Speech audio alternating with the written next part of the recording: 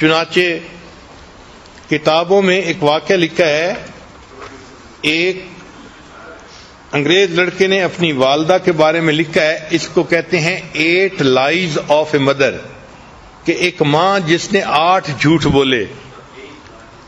تو وہ لڑکا کہتا ہے کہ میرا والد بہت غریب تھا، وہ فوت ہو گیا تو میں اپنی مدر کے پاس رہنے لگا.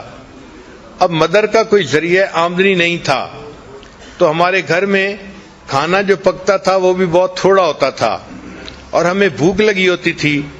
اور جب کھانا پکتا تھا تو والدہ میری پلیٹ میں میرا حصہ ڈالتی اور اپنی پلیٹ میں اپنے لیے کھانا ڈالتی.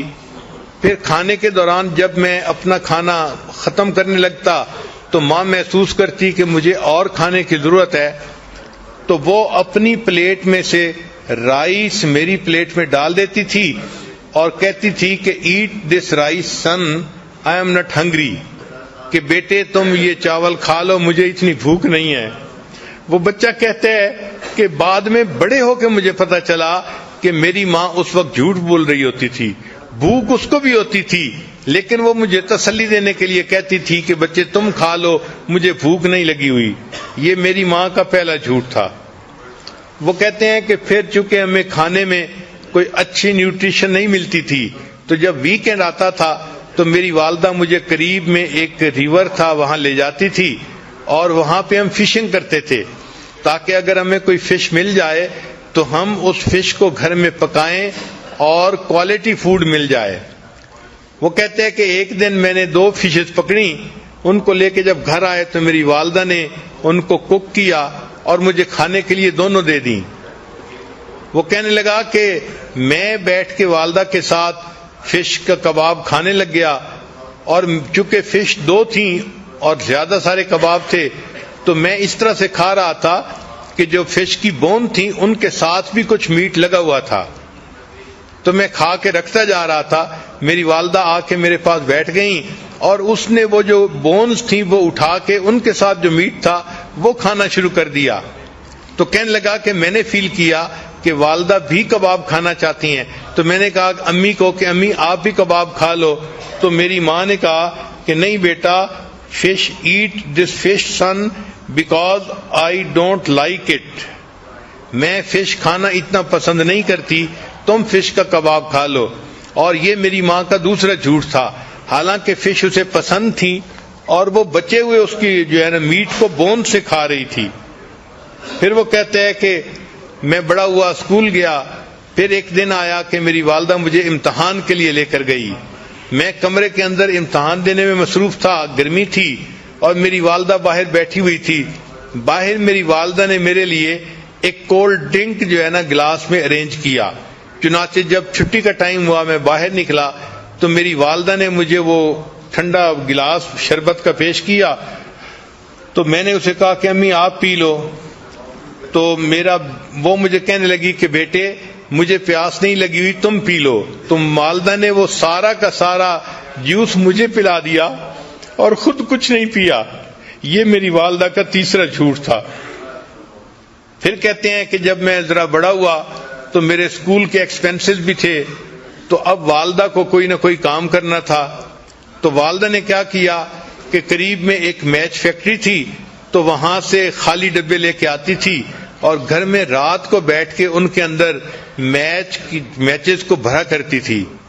چنانچہ ایک رات میں نے دیکھا کہ والدہ ساری رات جو ہے وہ بیٹھ کے کام کرتی رہی کہ تاکہ اس سے کچھ پیسہ ملے اور میرا خرچہ چلے. کہتے ہیں صبح کے وقت جب میری آنکھ کھلی تو میں نے دیکھا، تو میں نے امی سے کہا کہ امی آپ سو جائیں. تو ماں نے مجھے دیکھ کے کہا کہ go to sleep my dear son, I am not tired, کہ بیٹے تم سو جاؤ، میں ابھی تھکی ہوئی نہیں ہوں. یہ میری والدہ کا 5واں جھوٹ تھا. حالانکہ وہ تھکی ہوئی تھی لیکن مجھے اس نے کہا کہ میں تھکی ہوئی نہیں ہوں، تم سو جاؤ. پھر وہ کہتا ہے کہ میں نے اسکول میں اچھی پرفارمنس دکھائی، اس کے اوپر مجھے اسکالرشپ مل گیا اور مجھے امریکہ کی ایک بہترین یونیورسٹی میں داخلہ مل گیا. تو میں اپنے گھر سے امریکہ شفٹ ہو گیا. وہ کہتے ہیں کہ جب میں پڑھنے کے لیے وہاں چلا گیا تو فون پہ میری والدہ مجھے کہتی رہتی اپنا خیال رکھنا، اپنی پڑھائی کا خیال رکھنا، یہ کرنا وہ کرنا۔ وہ کہتے ہیں کہ پڑھنے کے بعد پھر مجھے ایک جاب مل گئی تو میں نے ایک گھر بھی کرائے پہ لے لیا اور اس کے بعد پھر میں نے شادی کا بھی پروگرام بنا لیا، حتیٰ کہ میری شادی ہو گئی۔ تو میں نے اپنی والدہ کو بتایا تو والدہ نے کہا کہ بیٹا تم اپنی بیوی کو خوش رکھنا اور اپنے گھر میں خوشی سے زندگی گزارنا۔ میں نے والدہ سے کہا کہ امی آپ یہاں آ جائیں، ہم میاں بیوی اکیلے ہیں، آپ ہمارے پاس آ کر رہیں، ہمیں آپ کی جو ہے وہ کمپنی بھی مل جائے گی اور میں آپ کے لیے اداس بھی ہوں۔ تو میری والدہ نے مجھے کہا کہ نہیں بیٹا، مجھے تو جو بڑے گھر ہوتے ہیں ان میں رہنا اچھا نہیں لگتا، میں اپنے اسی چھوٹے سے کرائے کے گھر میں زیادہ بہتر ہوں۔ یہ میری والدہ کا 7واں جھوٹ تھا جو اس نے میرے ساتھ بولا۔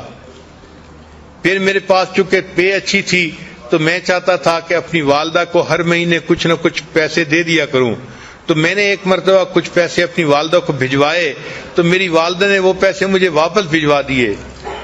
تو جب میں نے پوچھا کہ امی آپ نے پیسے واپس کیوں بھجوائے تو والدہ نے کہا کہ بیٹا میرے پاس انف منی تھی، مجھے اور پیسے کی ضرورت نہیں تھی۔ یہ میری والدہ کا جو ہے وہ 7واں جھوٹ تھا جو اس نے میرے سامنے بولا۔ پھر کچھ ایسے دن گزرے کہ والدہ نے فون میں مجھ سے رابطہ نہیں کیا تو میں بھی پریشان تھا کہ 3-4 مہینے ہو گئے والدہ سے فون پہ کبھی تسلی سے بات نہیں ہوئی۔ کہنے لگے کہ پھر ایک دن ذرا میں نے جب زیادہ فون کیا تو مجھے پتا چلا کہ میری والدہ بیمار ہیں اور ہاسپٹلائز ہیں۔ وہ کہتے جب مجھے یہ پتا چلا تو میں ٹکٹ بنوا کے فوراً اپنے گھر آ گیا۔ میں ہاسپٹل گیا، میں نے جب اپنی والدہ کو دیکھا تو میری والدہ بالکل ہڈیوں کا ڈھانچہ بن گئی تھی، اس نے بہت سارا ویٹ لوز کر لیا تھا۔ اور جب میں وہاں وارڈ کے اندر داخل ہوا تو جو نرس تھی اس نے مجھے بتایا کہ تمہاری والدہ کینسر کی مریضہ ہے، اس کو چیسٹ میں کینسر ہے اور اس کو بہت پین ہوتی ہے، تو تم اپنی والدہ کا ذرا خیال رکھنا۔ تو اس نے مجھے یہ انفارمیشن دے دی تھی۔ چنانچہ جب میں نے والدہ کو دیکھا کہ وہ اتنی کمزور ہو گئی ہیں اور اتنا ویٹ لوز کر لیا ہے تو میری آنکھوں میں سے آنسو آ گئے، میں نے رونا شروع کر دیا۔ تو والدہ نے مجھے روتے دیکھ کر کہا کہ بیٹے don't cry, I am not in pain, کہ بیٹے تم رو نہیں، مجھے کوئی درد محسوس نہیں ہو رہی۔